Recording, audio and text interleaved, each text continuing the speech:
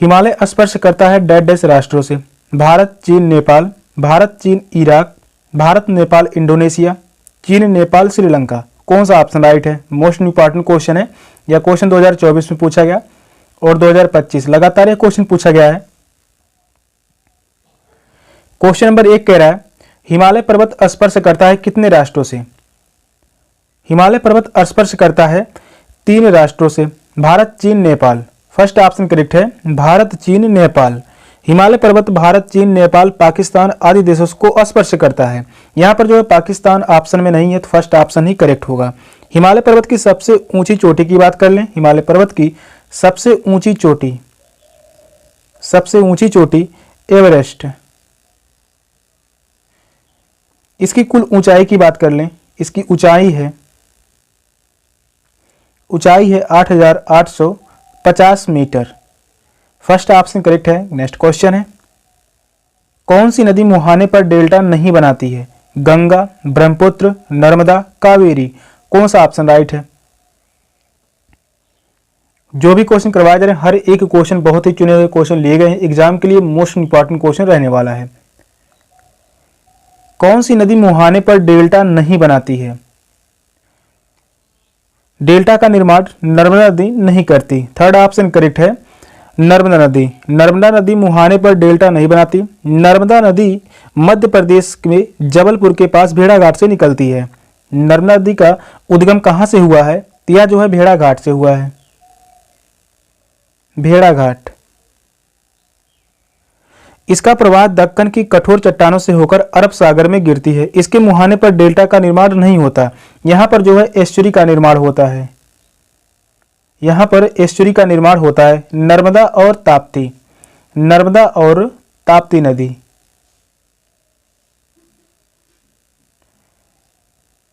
नर्मदा और ताप्ती नदियां दोनों ही एस्चुरी का निर्माण करती हैं, डेल्टा का निर्माण नहीं करती। बात कर ले गंगा, ब्रह्मपुत्र, कावेरी, ये तीनों नदियां डेल्टा का निर्माण करती हैं। थर्ड ऑप्शन करेक्ट है। नेक्स्ट क्वेश्चन है सिंधु सभ्यता कालीन लोगों का मुख्य भोजन है?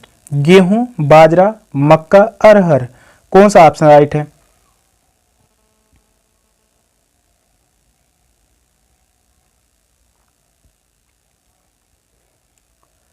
क्वेश्चन नंबर 3 कह रहा है सिंधु सभ्यता कालीन लोगों का मुख्य भोजन है, तो वह है गेहूं। फर्स्ट ऑप्शन करेक्ट है, गेहूं। सिंधु सभ्यता के लोग मुख्य भोजन गेहूं था और चावल था। सिंधु सभ्यता के लोगों की ज्ञात फसलें जो थी, सिंधु सभ्यता के लोग किन फसलों का ज्ञान रखते थे? तो वह है गेहूं, गेहूं। इसके अलावा चावल,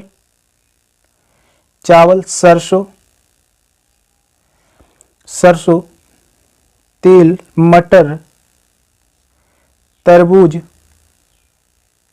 और खरबूजा।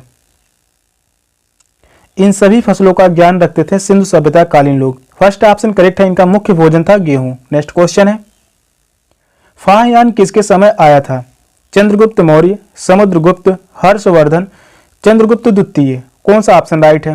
क्वेश्चन मोस्ट इंपॉर्टेंट क्वेश्चन है। यह क्वेश्चन 2018 में पूछा गया, इसके बाद यही क्वेश्चन 2021 में भी पूछा गया था बीएड एंट्रेंस के एग्जाम में।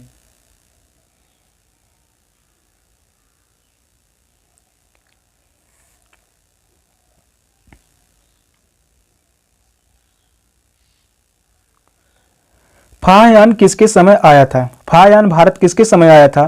तो वह है चंद्रगुप्त द्वितीय के समय में।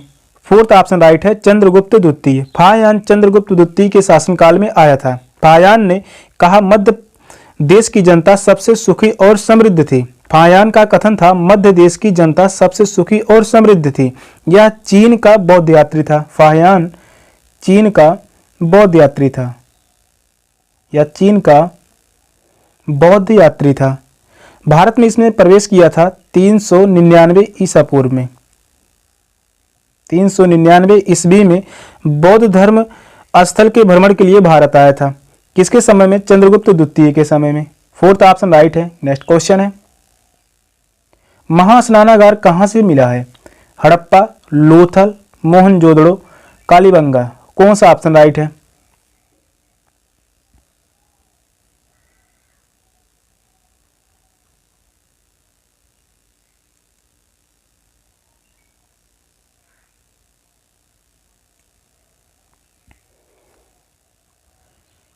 महास्नानागार कहाँ से मिला है? तो यह मिला है मोहनजोदड़ो से। थर्ड ऑप्शन करेक्ट है, मोहनजोदड़ो। महास्नानागार मोहनजोदड़ो से प्राप्त हुआ था। महास्नानागार में उत्तर दक्षिण सीढ़ियां पाई जाती हैं। यह पक्की ईंटों का बना था। महास्नानागार या मोहनजोदड़ो में प्राप्त हुआ है, जो कि पक्की ईंटों से बना हुआ था। पक्की ईंटों से बना हुआ था। थर्ड ऑप्शन करेक्ट है। नेक्स्ट क्वेश्चन है, बुद्ध ने प्रथम प्रवचन दिया था सारनाथ में, वैशाली में, कौशाम्बी में, श्रावस्ती में। कौन सा ऑप्शन राइट है?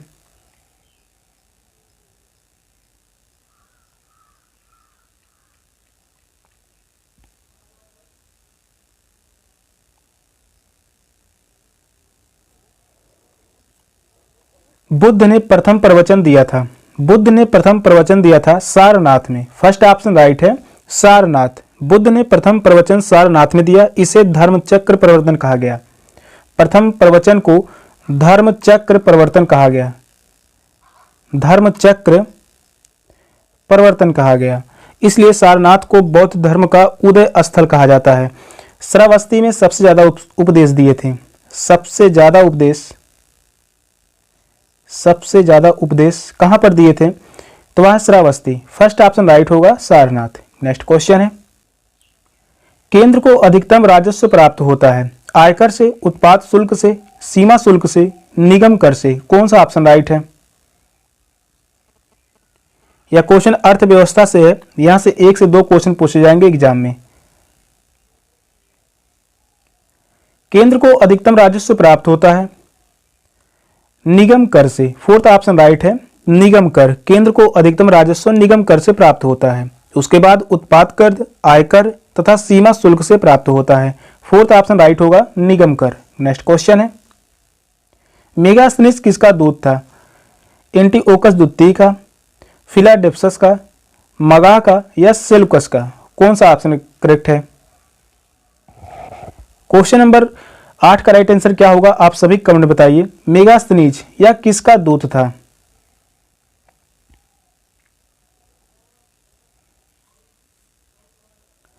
यह राजदूत था सेल्यूकस का। फोर्थ ऑप्शन राइट है, सेल्यूकस। मेगास्थनीज सेल्यूकस का राजदूत था।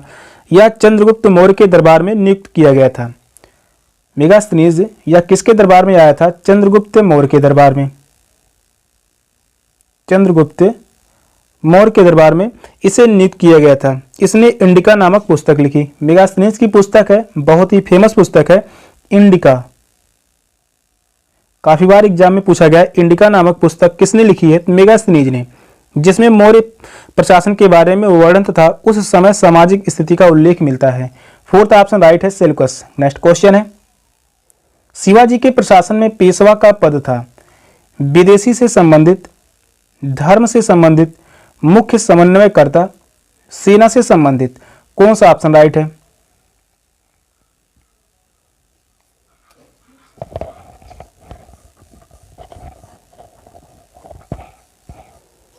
क्वेश्चन यह भी काफी इंपॉर्टेंट है, एग्जाम में पूछा गया है। शिवाजी के प्रशासन में पेशवा का पद था। पेशवा का पद था मुख्य समन्वयकर्ता। थर्ड ऑप्शन करेक्ट है, मुख्य समन्वयकर्ता। शिवाजी के प्रशासन में पेशवा का पद मुख्य समन्वयकर्ता का था, जिसे हम उस समय प्रधानमंत्री या वजीर आजम की संज्ञा दी जाती थी। समन्वयकर्ता को उस समय प्रधानमंत्री कहा जाता था। प्रधानमंत्री या वजीर आजम।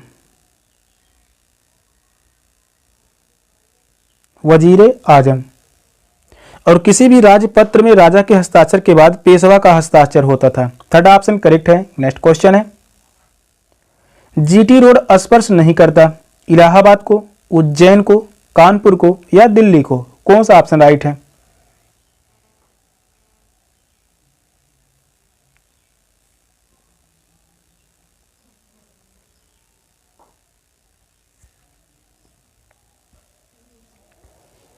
क्वेश्चन नंबर 10 कह रहा है जीटी रोड स्पर्श नहीं करता। यहां पर नहीं शब्द पूछा हुआ है, तो वह नहीं स्पर्श करता उज्जैन को। सेकंड ऑप्शन करेक्ट है, उज्जैन।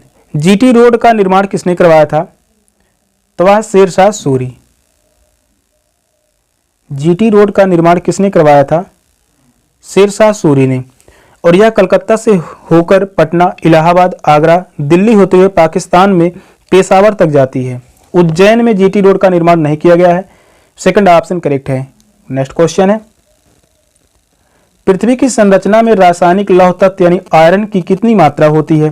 लगभग 20% से 22%, लगभग 25% से 27%, लगभग 40% से 42%, लगभग 32% से 35%। कौन सा ऑप्शन राइट है?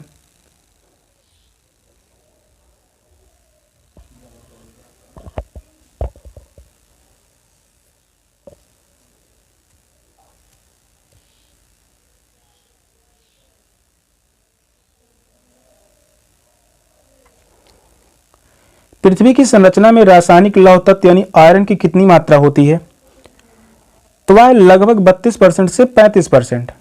फोर्थ ऑप्शन करेक्ट है, लगभग 32% से 35%। पृथ्वी की संरचना में आयरन की मात्रा 32% होती है। वहीं बात कर लें ऑक्सीजन की मात्रा। ऑक्सीजन की मात्रा लगभग यहां पर 47% होती है। ऑक्सीजन की मात्रा 47%। सिलिकॉन, यह भी एग्जाम में पूछा गया है, सिलिकॉन की मात्रा या सिलिकॉन की मात्रा 15.1% होती है। मैग्नीशियम, मैग्नीशियम की मात्रा होती है लगभग 13.9%। फोर्थ ऑप्शन करेक्ट है। नेक्स्ट क्वेश्चन है, किसका मकबरा देश के बाहर है? जहांगीर, अकबर, शाहजहां, औरंगजेब। कौन सा ऑप्शन राइट है?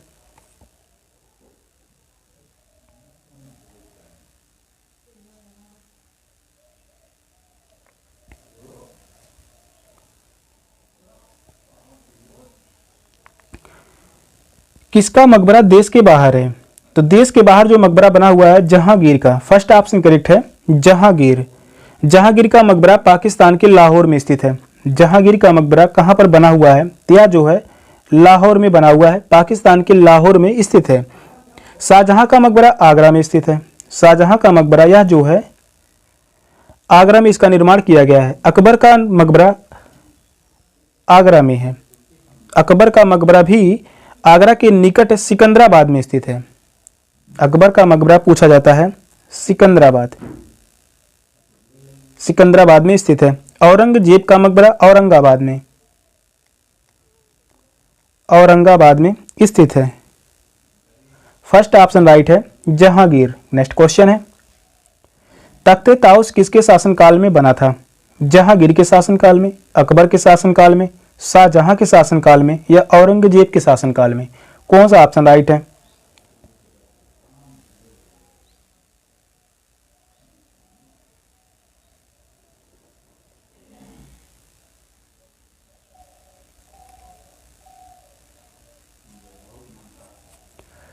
तख्ते ताउस किसके शासनकाल में बना था या किसके शासन में बना था? शाहजहां के शासनकाल में। थर्ड ऑप्शन करेक्ट है, शाहजहां के शासनकाल में बना था तख्ते ताउस।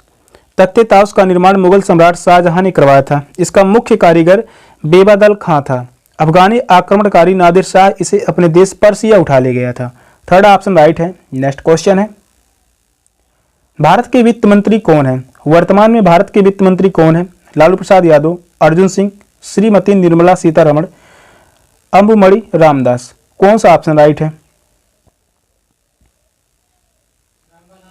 करंट अफेयर से यहां पर लगभग 6 से 8 क्वेश्चन तक पूछे जाते हैं। इंपॉर्टेंट क्वेश्चन है।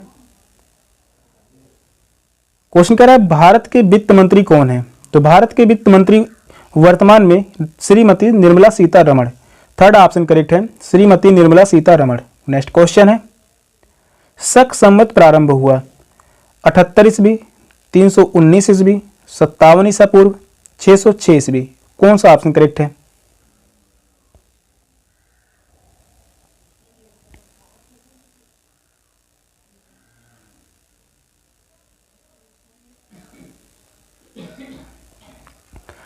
शक संवत प्रारंभ हुआ, शक संवत प्रारंभ हुआ था 78 ईस्वी में।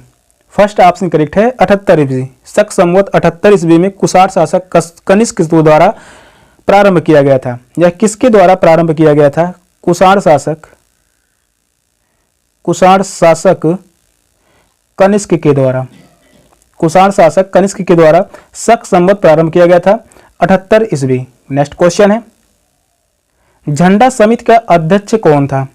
राजेंद्र प्रसाद, जेबी कृपलानी, BR अम्बेडकर, जयप्रकाश नारायण। कौन सा ऑप्शन राइट है?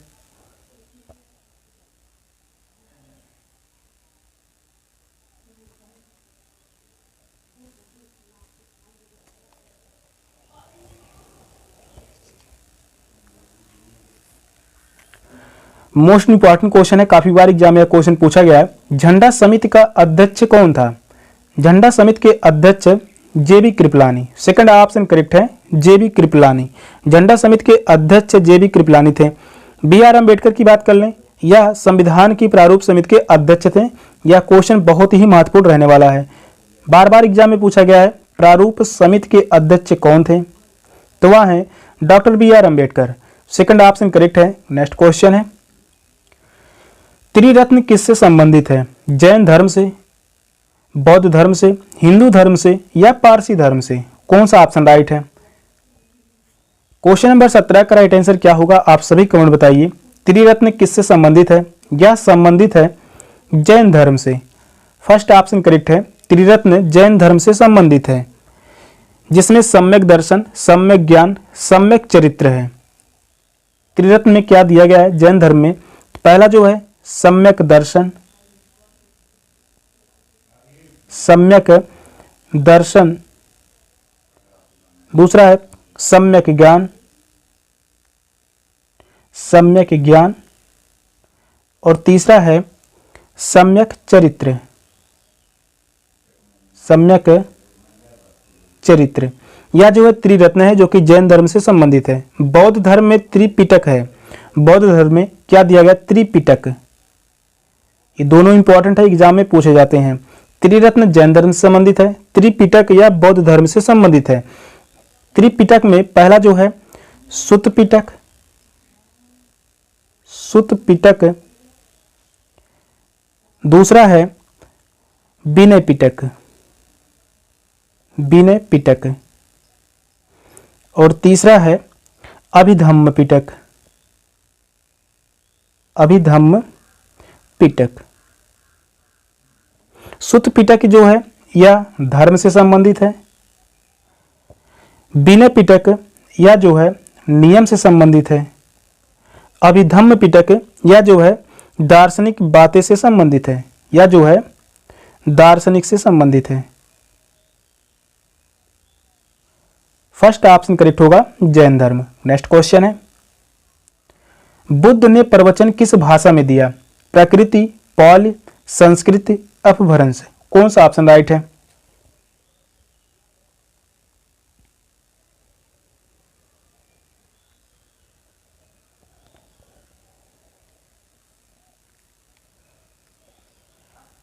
बुद्ध ने प्रवचन किस भाषा में दिया? तो वह है पाली भाषा। सेकंड ऑप्शन करेक्ट है, पाली भाषा में बुद्ध ने अपने सारे उपदेश दिए। बुद्ध ने अपना प्रवचन पाली भाषा में दिया क्योंकि यह जन सामान्य की भाषा थी, जबकि उसके पहले अन्य हिंदू विचारकों ने अपने उपदेश संस्कृत भाषा में दिए। बौद्ध धर्म की उदार नीतियों के कारण इसका उस समय व्यापक प्रचार हुआ। सेकंड ऑप्शन करेक्ट है, पाली भाषा। नेक्स्ट क्वेश्चन है, कौन सी पुस्तक बौद्ध धर्म से संबंधित है? विनय पिटक, अचारांग सूत्र, मेघदूत या पंचतंत्र। कौन सा ऑप्शन राइट है? यहाँ पर बौद्ध धर्म से संबंधित क्वेश्चन लगभग 4 क्वेश्चन पूछे जाते हैं एग्जाम में। मोस्ट इंपॉर्टेंट क्वेश्चन रहने वाला है।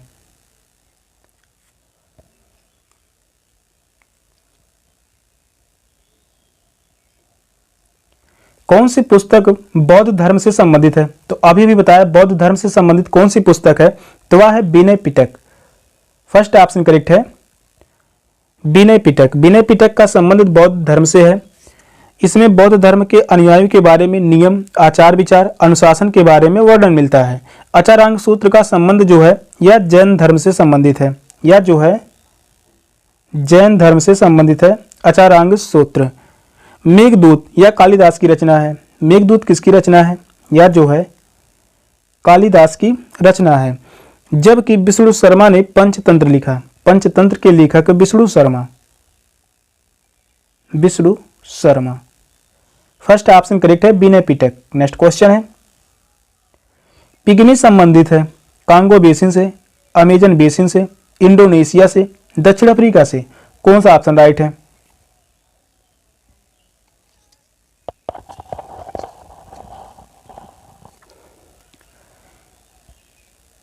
पिग्मी संबंधित है, यह संबंधित है कांगो बेसिन से। फर्स्ट ऑप्शन करेक्ट है, Congo basin. Pygmy Congo basin की जनजाति है, यह जो है जनजाति है।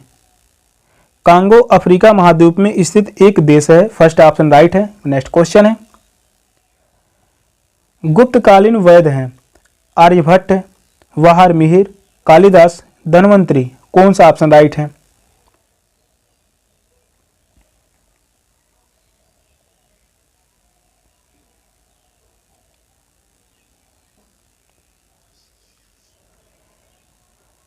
क्वेश्चन नंबर 21 कह रहा है गुप्तकालीन वैद्य हैं, गुप्तकालीन वैद्य हैं धन्वंतरी। फोर्थ ऑप्शन करेक्ट है, धन्वंतरी। धन्वंतरी गुप्तकालीन वैद्य हैं। कालिदास या जो है गुप्तकालीन महान साहित्यकार हैं, या जो है साहित्यकार हैं, गुप्तकालीन साहित्यकार वह है कालिदास। आर्यभट्ट और वाहर मिहिर प्रसिद्ध गणितज्ञ थे, ये दोनों ही व्यक्ति प्रसिद्ध गणितज्ञ थे। फोर्थ ऑप्शन राइट है, धन्वंतरी। नेक्स्ट क्वेश्चन है, हल्दी घाटी युद्ध में मुगल सेना का नेतृत्व किया मान सिंह, आसफ खां, बीरबल, अबुल फजल। कौन सा ऑप्शन राइट है? मोस्ट इंपॉर्टेंट क्वेश्चन है, यह क्वेश्चन काफी बार एग्जाम में पूछा गया है। हल्दी घाटी युद्ध में मुगल सेना का नेतृत्व किसने किया था?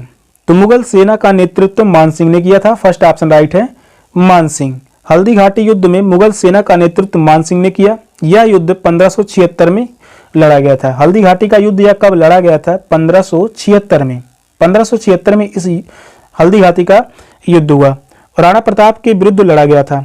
यह युद्ध जो है राणा प्रताप के विरुद्ध लड़ा गया, राणा प्रताप के विरुद्ध लड़ा गया, जिसमें जो है मुगल सेना जो है विजयी रही, राणा प्रताप की हार हुई थी। फर्स्ट ऑप्शन करेक्ट है। नेक्स्ट क्वेश्चन है, तामस रो किसके दरबार में आया था? अकबर के दरबार में, जहांगीर के दरबार में, शाहजहां के दरबार में, औरंगजेब के दरबार में। कौन सा ऑप्शन करेक्ट है?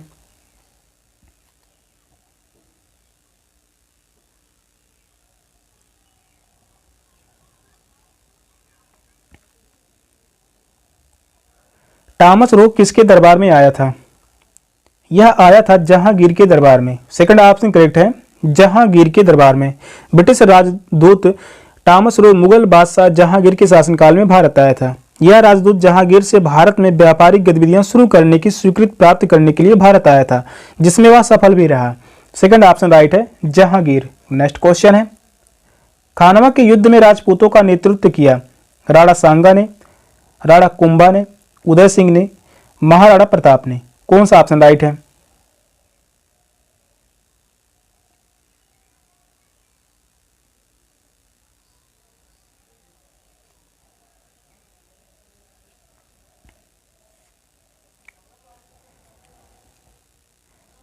क्वेश्चन यहां भी इंपॉर्टेंट है।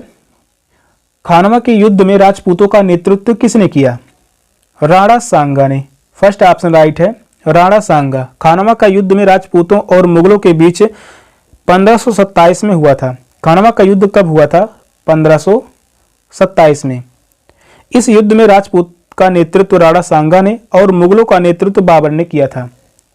मुगलों का नेतृत्व किसने किया था? यह युद्ध जो है राजपूत और मुगल के बीच हुआ था, राजपूत और मुगल के बीच। मुगल सेना का नेतृत्व किसने किया था? बाबर ने। राजपूत इस युद्ध में बुरी तरह जो है पराजित हुए थे और इसमें जो है मुगल सेना विजयी रही। फर्स्ट ऑप्शन राइट है। नेक्स्ट क्वेश्चन है, गुनाहों का देवता रचनाकार हैं मोहन राकेश, धर्मवीर भारती, केदारनाथ, अमृतलाल नागर। कौन सा ऑप्शन राइट है?